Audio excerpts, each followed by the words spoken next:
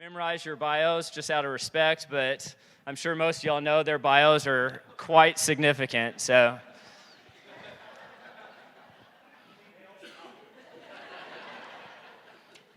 let's start with Steve. After an illustrious 35-year career with CSI, Mr. Steve Pallas, Leadership Paducah class number 6, also a very good class, probably not the best, but they were good. In 2021, Mr. Steve Pallas, he was announced as Outstanding Leadership Paducah alum. He's continuing his role as chairman of the board at CSI. Having recently retired after serving 22 years as CEO, Mr. Pallas joined CSI in 1987 as Vice President of Corporate Development. In 1989, he became Executive Vice President. In 1992, he was appointed CSI board. In 1993, Mr. Pallas was named, what happened in 93, Steve? In 93, Steve was named the president and COO of CSI. In 1999, Mr. Pallas was named the CEO, only the second person to ever hold that position at CSI. He was elected CSI board chairman in 2017. Steve has served as the board of directors at Baptist Health Paducah Foundation Board, is a current director and past chairman of the Baptist Health Paducah Administrative Board, chair of Lifeline Recovery Center Board, trustee for the Paducah-McCracken County United Way Endowment, and was recently appointed and serves on the Second Chance Pathways to Recovery Task Force, a statewide initiative to address drug addiction in Kentucky. Steve is also serving on the board of the newly formed Paducah Chambers Leadership Center. Mr. Pallas is a graduate of Leadership Kentucky, Murray State University, where he recently received the Distinguished Alumni Award in 2016. Everybody, let's give a round of applause for Mr. Steve Pallas.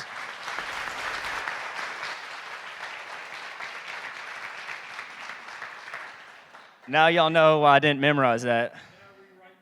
You can say anything you want. I'd love it if you wanted to introduce yourself. All right, Mr. Bill Jones, after 37 years, Leadership Paducah class number 2, also an above average class. Good job, Bill. In 2022, Bill Jones, outstanding LP alum, retired from U.S. Bank this past June. He was an executive vice president, regional executive. In his position, he directed commercial, business, and consumer banking sales and service across 8 states, including Kentucky, Tennessee, Arkansas, Ohio, Indiana, Illinois, Missouri, and Kansas. And his region produced an annual revenue of $500 million and included over 3,000 bankers and associates.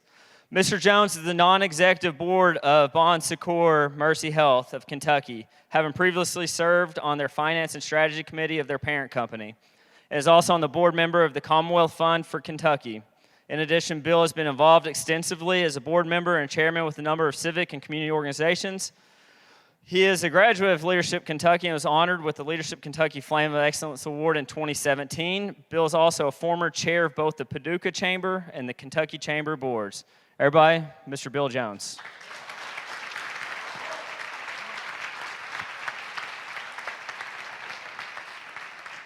I should see who got the biggest responses there.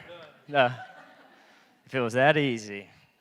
So this is going to be a little bit of a Q&A. We're going to go back and forth and hopefully have some fun, and I won't embarrass myself and my family. So first, I want to thank you two for being here. It's a true honor to be even sitting on the stage with you and for us to kind of pick your brain on your life experiences and all the things you've accomplished throughout your career. So I kind of want to start with just an open-ended question, something that I'm sure you're getting asked an awful lot right now, especially with all your life changes. So how have y'all been? Is there a reason they do work? Well, I want to say, first of all, it's an honor to have been asked to be here today. And then second of all, I'm really humbled that you put me on the same stage with Steve. One of the things I thought I was supposed to do was what would be some of the life lessons that I would tell myself younger. And one of them was make sure you've got good role models. And this gentleman sitting to my right, your left, would certainly be someone that I would consider a role model for myself. We both moved to Paducah about the same time, weren't from here. He probably knew more people having gone to Murray State than I did. And he was somebody that I followed. We became friends. But we were more than just friends and business associates. And so one of the things that I would advise all of you is make sure you've got good role models, whether they be in your own organization or outside the organization. And Steve, as I'm sure a couple of our other buddies sitting over here, Kenny and Keith, would say, he makes all of us want to be better individuals. And that has nothing to do with business. That's just one of life's lessons. So, Steve, thank you for all your mentorship and friendship and the role model that you've been for me over the years. I appreciate it, Bill, and I can see that you've already gone off script on the very first question. Why am I not surprised? We've got to be flexible when Bill's up here, yeah. But I couldn't agree more with Bill. I think that, one of the beauties of life is you've got an opportunity to surround yourself with good people and people that you're happy with. And life's too short to not do that. Bill and I moved here. We didn't know each other, but we've had a chance over the last several years to sit down and kind of think about and look at our backgrounds and look what happened to us. Someone from Owensboro, Kentucky, and somebody from Evansville, Indiana, end up in Paducah, Kentucky, and spend our life here, raise our kids here. And it's neat, and it is humbling. I'm not sure whether we're the right people to be up here speaking to you today, but we got a free lunch out of it, and not anything going on since I retired, so I thought this would be a good place to kind of hang out for a few hours today. But actually, the retirement people ask how it's going, and it's only been about 90 days. The happiest people are the people at this table right here from CSI, because I've only been in probably 2 or 3 times since that. But trying to engage, doing a little bit of travel. The one thing I'm puzzled with is my golf score has gone up by 2 strokes on average, and I've been playing twice as much, so go figure. So I need to change that habit. But anyway, it's good to be with you. Thank you, guys. So some people would say that you two have a little bit of experience in your respective industries. Bill, you in banking, and Steve, you in fintech. What obstacles do you think that jumped off the page that you faced throughout your career in your specific industries? Well, I'll jump in at the beginning. The biggest obstacle I personally faced was youth. I was in Evansville, Indiana. I was a branch manager for a company that covered parts of 3 states for Burroughs Corporation, which was a computer company. And everybody in the office, when I became the branch manager at a real young age, was older than me. Everybody. And then when I joined CSI in 1987, I think I was 31. And at that time, everybody at CSI had been there 15 or 20 years already. I was an outsider coming in. I was made a corporate officer. And so I learned very early on that until you find a way to build trust and integrity with the staff, you're never really totally accepted. And you have to find a way to build that bond, because without trust, employees are not going to follow you. And so you try to find ways over the years, and I found that taking over a new role, the last thing you want to do is go make a bunch of decisions very early on and change things up. How many people have had a boss come in and all of a sudden he knows more than anybody in the department, and he's never worked a day in that department, but they got all these ideas for changes? That seldom works. If you ask somebody what they think and what you could do to help them, and so I found that really youth and trying to maybe be more mature than I actually was kind of difficult at times. So. Maturity. I didn't do too well with that one. I'm still working on it. So, can you imagine following John Williams Sr. as the CEO of a company? And I've followed also somewhat of an iconic leader in the community, a fellow by the name of Pat Savingros, and that is a tough task. And another one of my life lessons I did listen to what I was supposed to do. So another one of my life lessons is be yourself.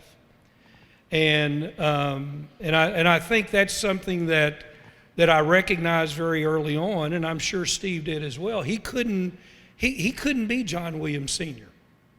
They didn't want him to be John Williams Sr., the same as they don't want David Culbertson to be Steve Pallas, or they didn't want me to be Pat Savingros. And so, but that's, as you said, at a young age, Steve, that was probably the biggest challenges is understanding the importance that you really blaze your own trail. And you talk about the industry. I mean, the banking industry up until that time was there hadn't been any change. I don't know that there's anybody in the room been in the banking industry as long as I have, but certainly you've seen it from your side of serving it. But the deal was, here was my daily, here was what I walked into at the bank. You'd go have coffee in the morning somewhere. You'd get to the bank about 9 o'clock. Not any earlier than 9 o'clock, but you'd get there about 9 o'clock, and so about 10:30 you'd go upstairs and you'd sit and have coffee again. And back then I didn't even like coffee back then. And I didn't smoke cigarettes, but that's what they did. They went upstairs and they'd drink coffee and smoke cigarettes for about 30 minutes. By then the mail usually had come, and they'd go downstairs, they'd open their mail, and about 11:45 it's time to go to lunch. I thought, damn, this is a pretty good gig, So you'd go to lunch and you'd come back and, you'd find something to do for a while, and then about 2 o'clock it was time for another coffee break, so you'd go upstairs, and I thought, man, this just isn't right. And so, but that was the culture I walked into, and so, I was full of you-know-what and vinegar, and that wasn't going to work. That wasn't going to work for me, so, you start implementing change, and so fortunately I've survived 37 years in that industry. But I think being yourself, I go back to saying be yourself, be who you are, know who you are, don't sacrifice that, don't apologize about it. And if you are in an environment that does not allow you to do that, you probably need to get out of it. I'm not saying it's bad. I'm just saying if it doesn't fit you and you can't be who you are and blaze your own trail, then you probably need to go find something else to do. So was that better? Yeah, that's great. You well. I want to add just a footnote on that. About 12 years ago, I read a book, The Me I Want to Be.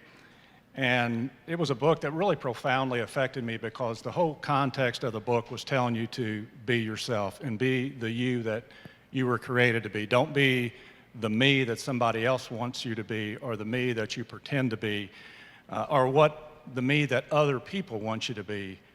Because we all spend too much time comparing ourselves to others. Well, they're a great public speaker, or they dress nice, and they carry themselves well in a social setting and all that. And we spend our whole life comparing ourselves that we overlook the gifts and the qualities that we've all been given. And Bill said it, Bill and I are different. You heard Sandra. I mean, he's asking what time, and I got pages of notes up here if I need them. And John Williams and I couldn't be more different. If you know John Williams, we're totally different. But I learned that I can only do what I can do, and that's who I am. And trust me, that's good enough. And give yourself credit for that, because you burn so much time and so much energy comparing. And in today's world and competitive environment, everybody's comparing themselves to everybody else. Just be yourself is what I would say. That's great. That was focused on your career. Both of y'all, we address it, have unique stories of coming from outside communities into Paducah. So thinking about how you got involved and dove into our community outside of work and all the civic organizations and all the charities y'all have become a part of, tell me a little bit about the obstacles you had trying to get integrated into Paducah. We're always trying to get people to move here and feel like they belong, and how you got involved in charities, being an outsider coming in. So I didn't read a lot of books back 37 years ago when I moved to Paducah. That wasn't really, Steve probably got me. We started our own little book club back and forth between each other, and every year we'd say, okay, what'd you read in the last year? And we'd share notes. But networking is something that I like doing. I think I'm good at it. And so I moved here in 1985, and I was in the second Leadership Paducah class, so that would have been 87. And I really, not just sucking up to Leadership Paducah, but I really credit that for kind of catapulting me in this community.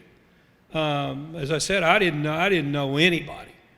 And as you all know, Leadership Paducah exposes you to. So I got a crash course in the history of Paducah and individuals in the community, and then quickly got involved, as many of you all do, with Paducah Chamber, and put a plug in for Sandra and her team. This community couldn't be. I've had the pleasure, Steve has, of going to a lot of communities, and this community is blessed beyond your wildest imagination on a lot of fronts, but certainly with the leading business advocacy organization in the chamber, and to have somebody as passionate and energetic and forward-thinking as Sandra. So how about a round of applause for Sandra?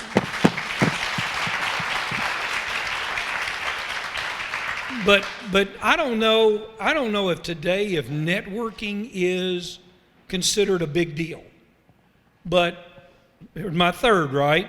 So my third note to self is, I didn't know it at the time, but networking served me extremely well.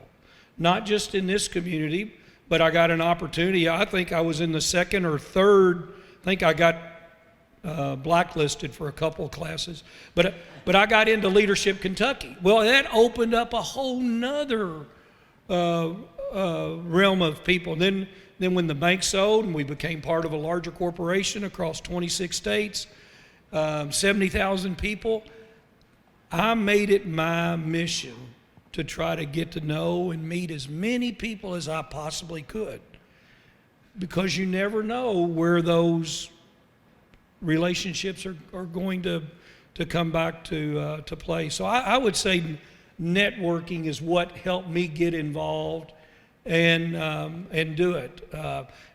One sidebar, Steve, on the networking. It's okay to say no. And I didn't learn that early enough. You know, anybody, and I'm sure some of you all look around, some of you all in this room, you know, these organizations, they know where they can go, and they know if they ask you, they know you're going to step and say yes. And it's okay to say no. But you can say yes to a lot of stuff too. But I want you to know it's okay to say no, and saying no is not going to drop you off the list. Make sense? Yeah. Okay. Yeah, I think I found early on that if you want to get involved and learn, all you got to do is raise your hand, because there's so many opportunities and nonprofits and organizations. And if you talk to Betsy or Ann Bidwell, they got scores of organizations that are all in need of help. And I remember very early on when I moved to Paducah, and I wasn't involved in anything, and John Williams kind of pushed me in that they had an opening for a director at the library. And that was pretty ironic if you followed me around Murray State to think I was going to go on a library board, because I didn't spend a lot of time in there when I was in school. But I went on there, and David Denton was chairing, and David Denton's a guy I consider a mentor of mine as well, because I got to watch a guy who was civically involved. He headed every major fundraiser that the city undertook. And I learned from Dave, and even as recent as in the last several months, I've called David when I needed some advice and counsel on things. But one thing that I found with organizations and nonprofits, and I'm sure that Betsy and others see this, is if you want to feel unconditional love, go be a director of one of these organizations. And you really feel appreciated and thanked for getting involved, because so many people have to carry such a burden themselves. And we all got the gifts that we could give somebody. Sometimes we don't give ourselves credit for that. But you really want to feel that. You really want that feeling when you help somebody, and there's nothing like it. And you've all done that. But it's easy to get involved. When I met with David Denton because I got involved with a project and an organization called Lifeline and on addiction recovery. And I asked David, as recent as a couple of years ago, I said, David, how can I help this group? You know, what can I bring to it? What can I do? And he said, you got to get involved at the state.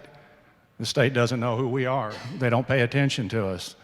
And so I took that and made it known that I'd serve on a task force or committee if something came available, and within 2 days, I get a phone call. And we were able to get involved, and I got involved in a statewide task force. But the moral of the story is, all you gotta do is raise your hand and let somebody know that you want to get involved. And there are so many opportunities out there to get involved.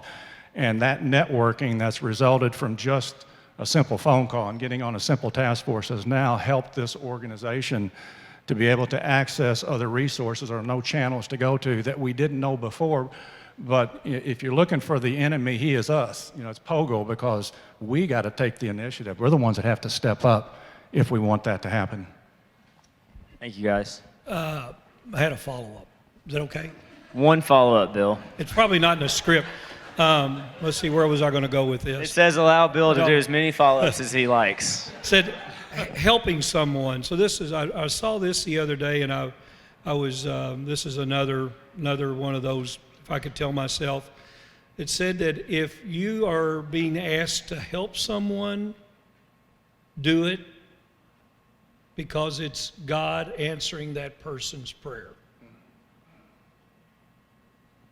Right? That's pretty cool, right? If you're asked to help someone, do it, because it's God answering that person's prayer. I thought that was I think talking about helping some. You'll get back, and I'm sure we could do testimonials around the room. You'll get back 100-fold whatever you give. That's been my experience. I think that's excellent. And I think I'll call it empathetically giving. I think that any of us, and the Leadership Paducah classes and others, when you learn what's going on inside of organizations and the needs that happen in the community and empathetically understand that, that changes you inside. I absolutely believe it does. And it's that feeling that, but you can't get there if all you're doing is reading in the paper about an organization or hearing somebody else talk about it. But, get involved in that, and when you do that, that changes everything. And, I was going to make a comment about something, and I wrote a note because I didn't want to forget it. When you talk about that feeling, and Dr. Rick Rigsby it has a video out there. It says, make sure your servant's towel is bigger than your ego. And if you've never watched it, he's delivering a commencement address to Cal Maritime Institute. And so he talks about your servant's towel. Is it bigger or is your ego bigger? I don't have time for that. I'm too important for that, or whatever it might be. And I got to thinking about that feeling, and the Leadership Paducah classes are really the servant's towel when I thought about it. And I went back and looked, and Class 35 raised $123,400 for Child Watch Counseling and Advocacy Center. How much did that mean to that organization? Class 34 contributed $220,000 to Lifeline Recovery Center for new dormitory furnishings and other transportation. Class 33, $112,751 for Starfish Ministries. Class 32, $90,000, including in-kind gifts for Habitat for Humanity. Clearly, the servant's towel for those people. And if you can just remember how you felt when you did that and what it meant to that organization, we'd have a lot of people involved in a lot of organization. And there is so much need in our area to get involved. And what if you could have that feeling all the time? It's great stuff. Let's give a round of applause for raising that money, for sure.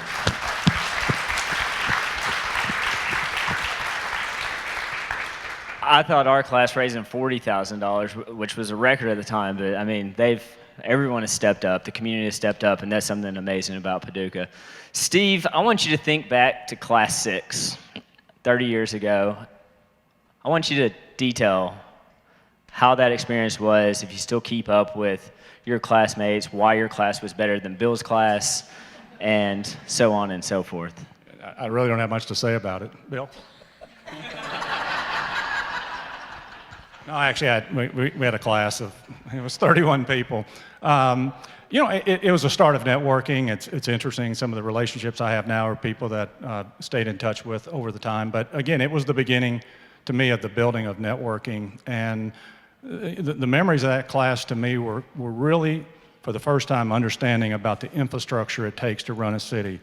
Diverse, very diverse group of people, whether it was from the arts or whether it was from the business or whether it was in transportation, distribution, whatever, healthcare, that you began to understand there's so much more under the surface that you had no idea, because we're all myopic, aren't we, in our own little world. We don't look outside of those boundaries. And so it kind of brought that realization of really what's important in this area. And it runs smoothly a lot of the times, and so we don't think it's hard. And that's a credit to the people that run a lot of the infrastructure within the city because it runs smoothly. But again, they've got needs. But that's what the class did to me. And I, like Bill, had a chance to go through Leadership Kentucky where you looked at issues from a statewide perspective, and that was fascinating. It was 2 days a month, and most of the sessions are in the central to eastern part of the state. But it's truly an experience. If you ever have the opportunity, it is well worth it, and you will find time to fit it in. I didn't think I could, but I did, and I still have a lot of networking and contacts that came from that as well. Bill, do you think class 2 was the best class ever? Hell, I have trouble remembering what I had for dinner last night.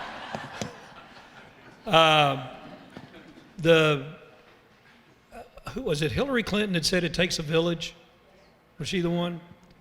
So Sandra sent me, she said, hey, I guess she figured I didn't have it at my disposal. So she sent me, Steve asked, oh, I wondered where that came from. So she sent me a roster of who was in my class, and I remembered some of them. Thanks for asking, Steve. You're welcome. So I got to looking down their list, and I remembered most of them in there. But we had a former mayor, Jerry Montgomery, had a former county judge executive, Gary Hovkamp. But everybody on that paper walked away after their experience and were a better person, better individual. And my guess is, in some way, shape, form, or fashion, contributed to the growth and success of this community different than what they would have had they not gone through that. So I think maybe you mentioned this, don't think you've got to build, mountains. It's the small things. Bradley, you were talking about, was you the first class that really raised money? No, I mean, there's some great classes before, but Okay. $45,000, Yeah. I think, and it was incredibly impactful for Merriman House. What that did is normally it's that first step, right? Somebody's got to step out and got to do something, and then and I know this class is going to say, well, we've got to beat last year's class, and if you do, great.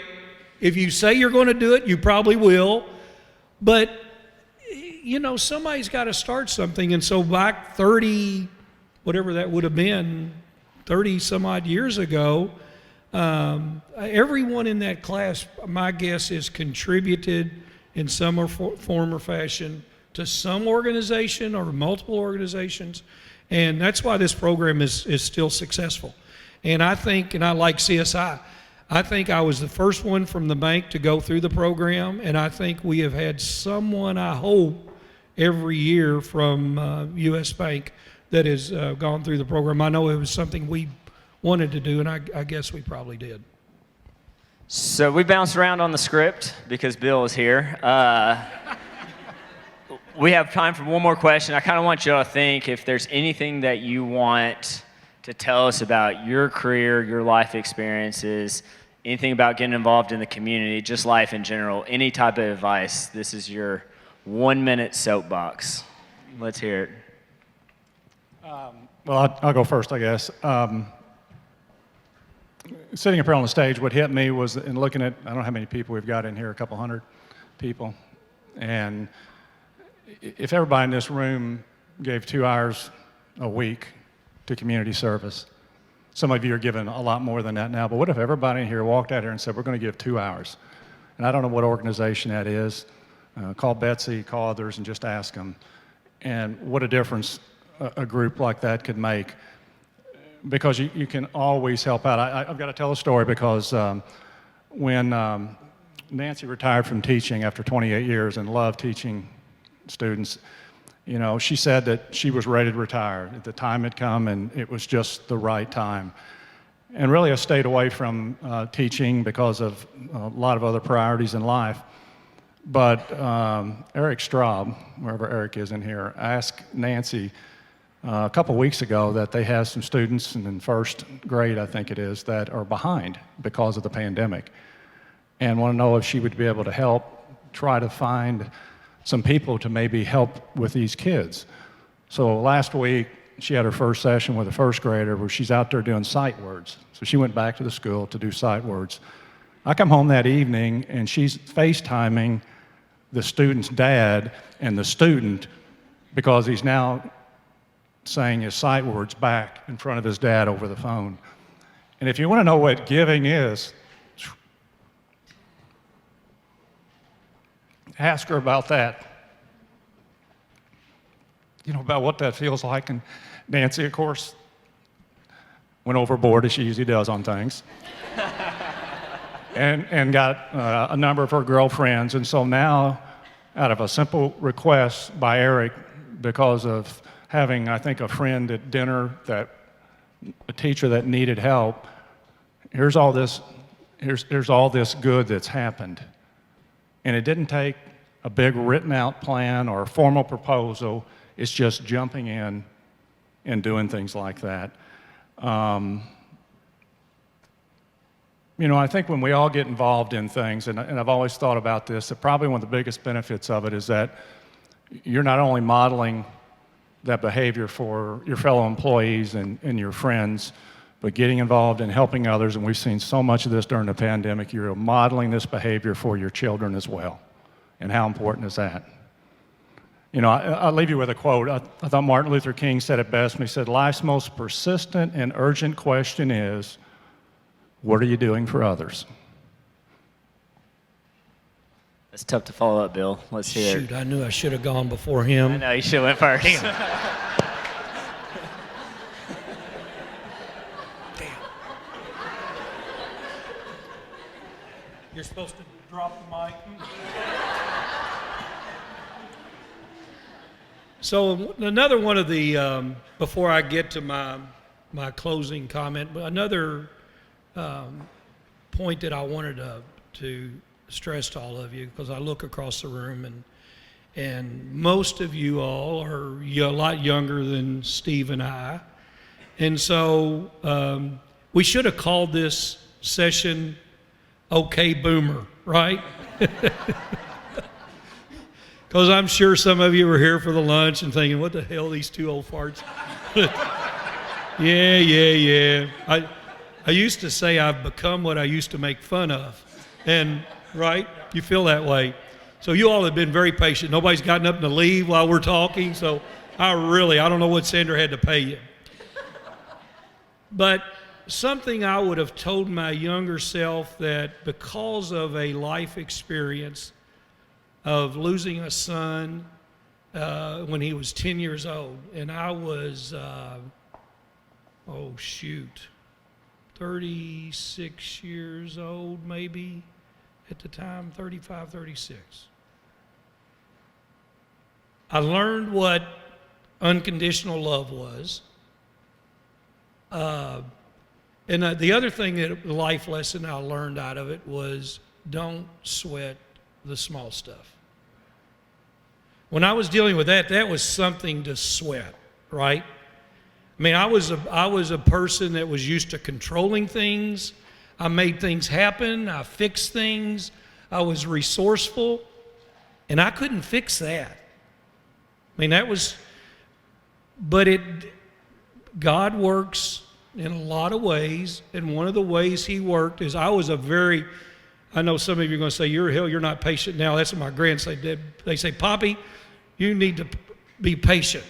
But I'm a lot better, aren't I, Kenny and Keith? I'm a lot more patient. You're supposed to say yes.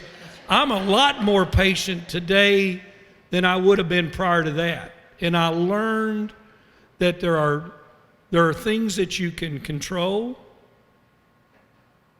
things you can influence, and things you can't control. And if you spend your time beating yourself up, stressing out about things you can't control, it's going to be tough. And I know you're saying, yeah, that's easy for you to say. You're retired now, but I'm telling you, learn not to sweat the small stuff. Even raising kids. Even raising kids. They're going to go through different periods. They're going to do things that you think, what were you thinking? And thank God the internet wasn't around when I was growing up. Lord. So don't sweat the small stuff, but I'm going to end. So I found this. I actually Googled it and looked it up. So somebody told me one time people can't remember more than 3 things, right? So I'm going to give you 3 things. They're called the 3 simple rules in life, and I don't know who said it, but it wasn't me. I'm going to quote it, okay? So don't anybody turn me into the plagiarism police or whatever. See if this doesn't resonate with some of what Steve and I have talked about today. If you don't go after what you want, you'll never have it. That was me chasing Teresa down to try to get her to marry me. If you don't go after what you want, you'll never have it. 2, if you don't ask, the answer is always no. And 3, if you don't step forward, you're always in the same place. So thank you, Bradley. Thanks, Sandra. Thank all of you all. Steve, thanks again. As I said, I'm humbled and honored to be given this opportunity to share the stage. And I think we could take some questions from anyone in the audience other than Kenny Hunt or Keith Dickens. Now I want to put a plug in. Steve put a plug in. Over here at this table are a number of individuals that I've worked with at the bank for a number of years, and that, as you all know, your work family is as close to your personal family as there could possibly be, and they made me want to be a better person as well. So I want to give them a big round of applause, and people at CSI here as well. Thank you all. I don't think there's anything I could say that would top anything that you all have said. I hope you all feel like we just knocked it out of the ballpark with this program today. Please tell me that. Do you feel that way?